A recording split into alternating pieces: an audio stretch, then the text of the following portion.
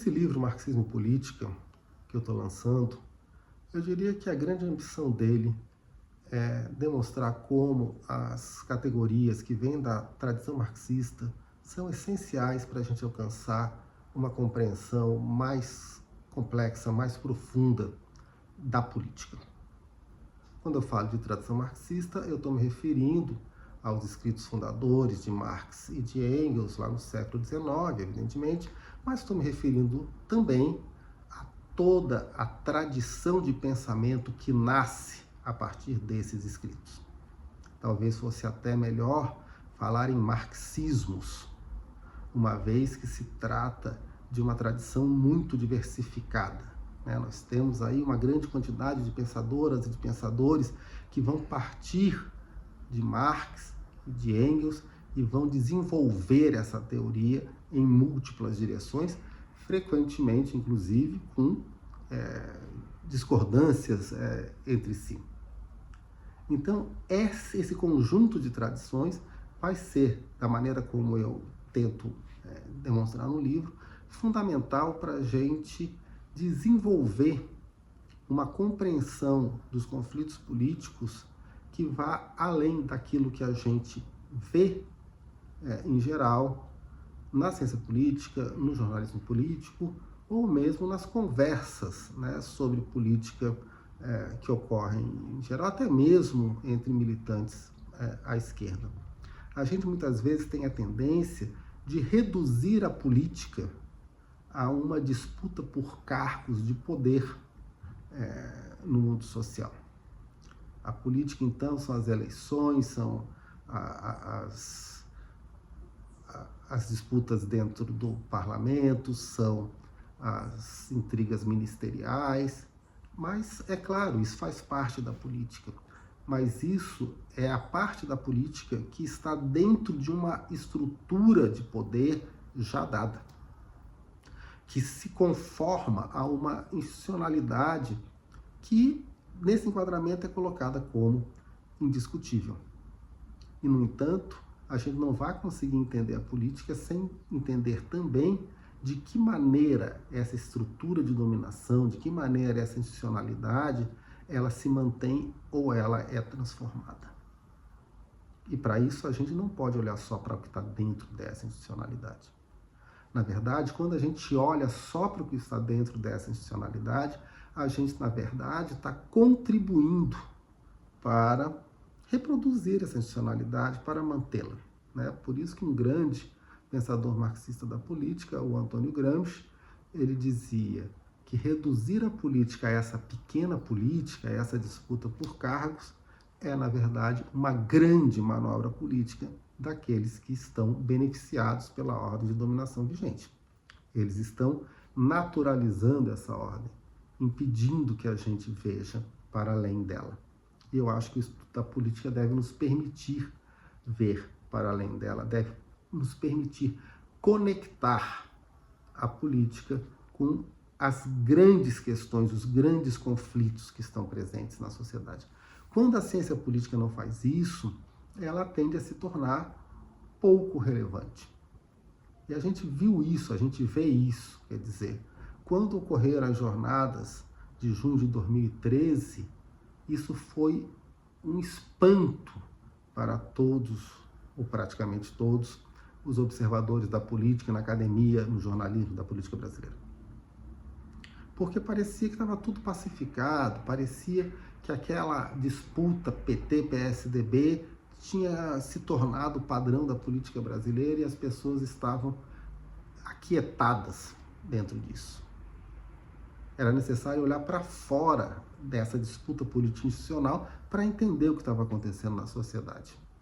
Ou, para dar um outro exemplo, sobretudo a partir da vitória do Donald Trump em 2016, a ciência política mundial percebe uma crise da democracia e, mais uma vez, parece que surgiu do nada. A democracia liberal ia bem e, de repente, bum, Donald Trump se elege, tem algo de errado. Mas então por que os observadores da política não estavam conseguindo ver o que estava acontecendo de errado? Então é nesse sentido que a gente precisa oxigenar a nossa compreensão da política, as ferramentas com as quais a gente observa a política, como a gente tenta entender a política. Então, as categorias que o marxismo nos apresenta, quer dizer, como a gente vai falar de política sem falar de classe? No entanto, se a gente olhar a ciência política, a maior parte dela, a classe é algo que está praticamente ausente. Como é que a gente vai falar de política sem entender que o Estado não é esse organizador neutro, mas, na verdade, o Estado é formado pelas próprias lutas dentro da sociedade, o Estado é uma arena de conflitos, mas também tem lado nesse conflito, isso é algo que o Marx já nos ensinava. Como é que a gente vai entender a política se a gente simplesmente aceita aquilo que os agentes apresentam como sendo as suas preferências, sem discutir como essas preferências são formadas num mundo social que é marcado pela ideologia, pela alienação, pelo fetichismo? Todas essas são contribuições fundamentais do marxismo para a gente fazer uma análise mais aprofundada dos conflitos políticos. E mais, eu procuro no livro demonstrar que mesmo algumas questões sobre as quais o Marx dedicou pouco da sua preocupação, elas ganham, se incorporam à teoria marxista. Um exemplo, as questões de gênero. Não foi algo qual Marx tenha dedicado uma grande parte dos seus escritos. No entanto, como é que a gente vai entender a desigualdade de gênero na sociedade contemporânea se a gente não levar em conta a divisão sexual do trabalho, ou seja, a ligação entre a dominação masculina e o capitalismo? Eu não estou querendo dizer que isso esgota a dominação masculina. O pensamento feminista avançou muito em relação a isso, mas isso é um elemento central que não pode ser ignorado. Então, qualquer discussão sobre desigualdade de gênero ganha com a incorporação da compreensão marxista sobre o funcionamento do capitalismo, e tem uma série de autoras marxistas feministas que desenvolveram isso de diferentes maneiras, mas são realmente fundamentais nesse debate. A gente pode falar o mesmo sobre a relação entre capitalismo e desigualdade racial, né? O Marx já apontava a relação entre a escravidão no Novo Mundo e o desenvolvimento do capitalismo nos países centrais. Então, isso é um elemento fundamental para a gente entender o racismo até hoje. Ou, para pegar um último exemplo, a questão ambiental. É claro que Marx, lá no século XIX, não era alguém que pudesse ter a preocupação com o colapso climático, que é algo que só surge muito depois. Ele tinha preocupação com os efeitos da poluição na saúde dos trabalhadores, uma série de preocupações avançadas para a sua época, mas ele não tinha a agenda ambiental que só surge depois.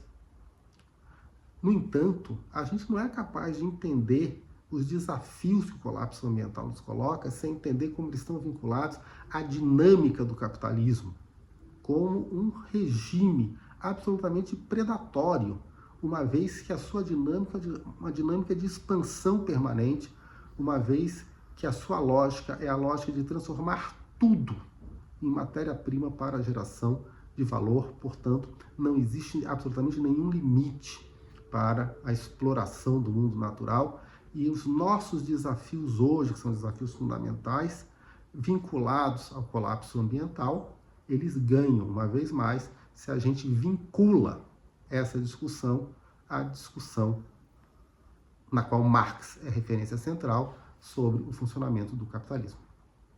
Por tudo isso, eu digo, é necessário aprender com o marxismo, utilizar as categorias marxistas a fim de entender de uma maneira melhor a política, para a gente compreender melhor e assim também poder intervir melhor no mundo a fim de transformá-lo. É isso.